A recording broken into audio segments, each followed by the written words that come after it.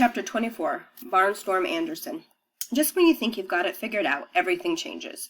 First, life's about scoring touchdowns, shooting baskets, hitting home runs until you get injured for the rest of middle school, which might as well be 500 years. Then, life's about to have a sweet row of 37 puffy tails, 3 times as many as anybody else. But pretty soon, nobody cares about that either.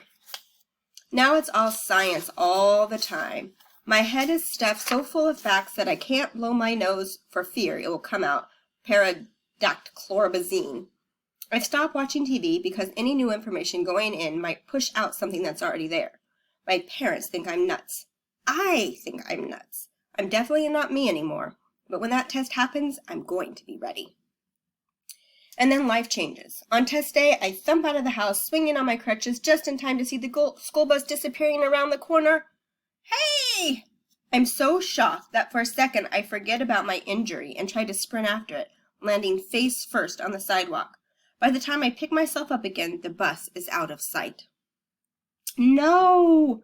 My eyes turn back to home. Mom had to work early this morning, so there's no one to bum a ride from. I'm in agony, and not just because my nose is bleeding. You know the phrase, it's no skin off my nose? Well, there's actually skin off my actual nose. But the worst part is I've studied for this more than I've studied for any other test combined, going back to kindergarten. And I'm going to miss it. The others will kill me. That includes Elaine, who really might do it. Out of options, I start hobbling along the sidewalk in the direction of school. There's no chance I'll make it, but what choice do I have?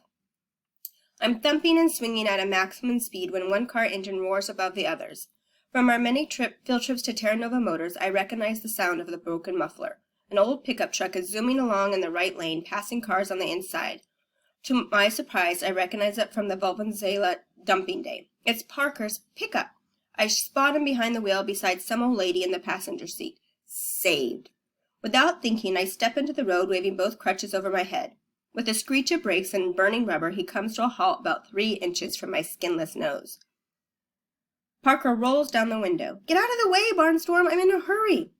I yank open the passenger door. Me too. I missed the bus. You've got to give me a ride to school. I can't, he protests. I'm not allowed. I can only drive for farm business. What about her? I demand, indicating the old lady. That's different. That's my Grams. I have to take her to the hospital. Grams, who seems fine to me, shoves over and pats the seat beside her. Hop in, kiddo. For some reason, that drives Parker crazy. He's not kiddo. I'm kiddo. I climb up. Sounds like everybody's kind of stressed about this test. I climb up to the seat, pulling the crutches in after me, and shut the door. Aggravated, Parker stomps on the gas, and we lurch away, side-swiping a garbage can at the curb. I guess you don't have to be a very good driver to get a provisional license compared to a real one. As we approach the hospital, Parker cranes his neck.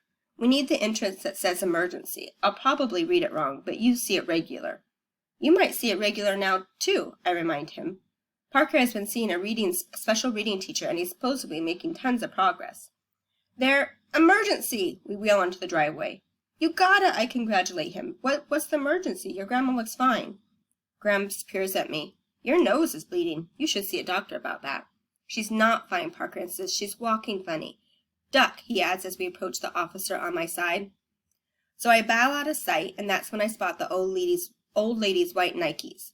Well, you'd walk funny too, I tell Parker. She's got her shoes on the wrong feet. We pull over, and Graham switches sneakers. Lo and behold, she walks fine. So we drop her at the senior center. Parker and I head to school. You're welcome, I tell him. You could have been sitting in the emergency all day and missed the science test. I shouldn't be driving you, he retorts resentfully. If I get pulled over, I can lose my provisional license.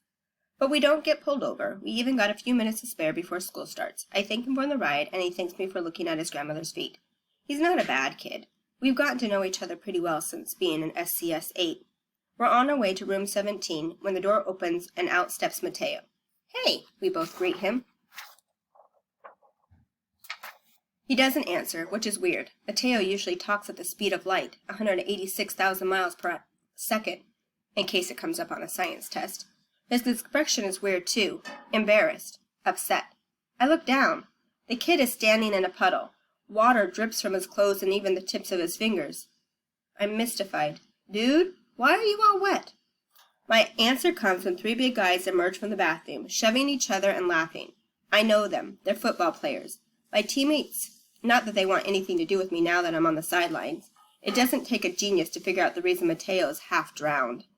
The biggest of them, Faulkner, nods in my direction. Anderson, he mumbles, and starts away.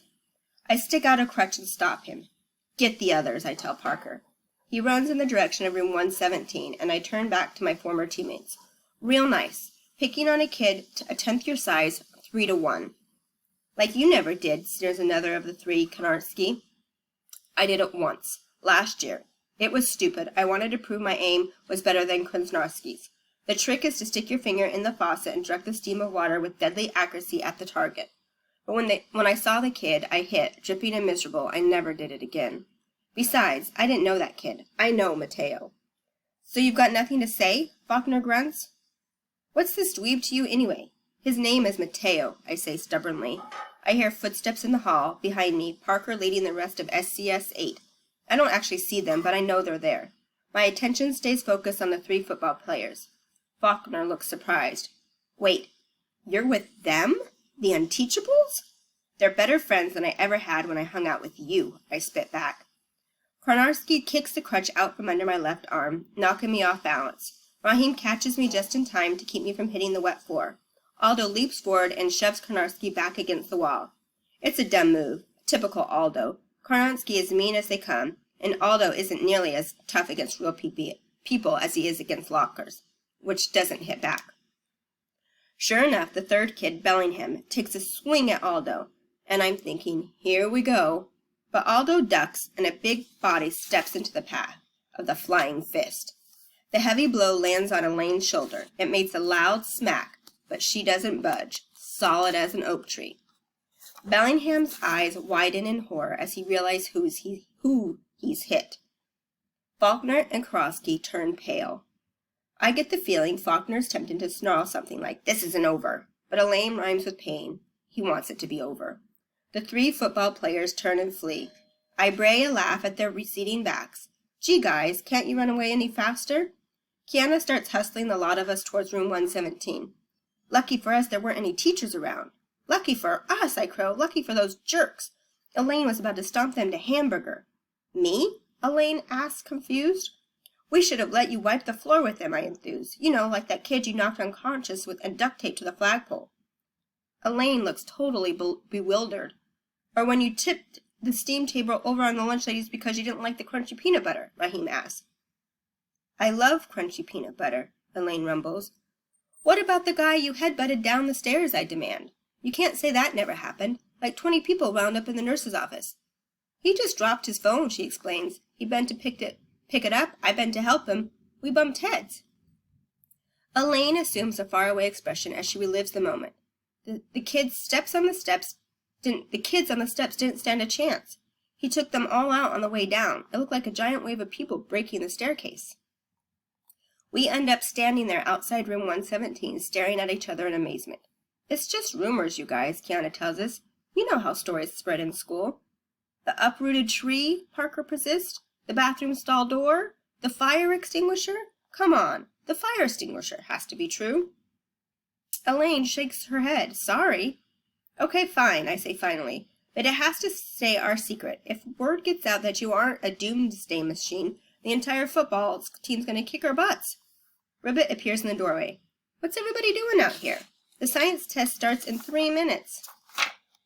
The science test! After all the craziness of the morning, I almost forgot about it. Who knows how many important facts have already leaked out of my head? Rabbit distributes the test booklets as we take our seats. It's game on. Okay, so now we got to figure out how do you think they're going to do on the test? And what's this about Elaine? We all thought she was Elaine rhymes with pain, and it turns out she's not, and she had no idea that people called her that.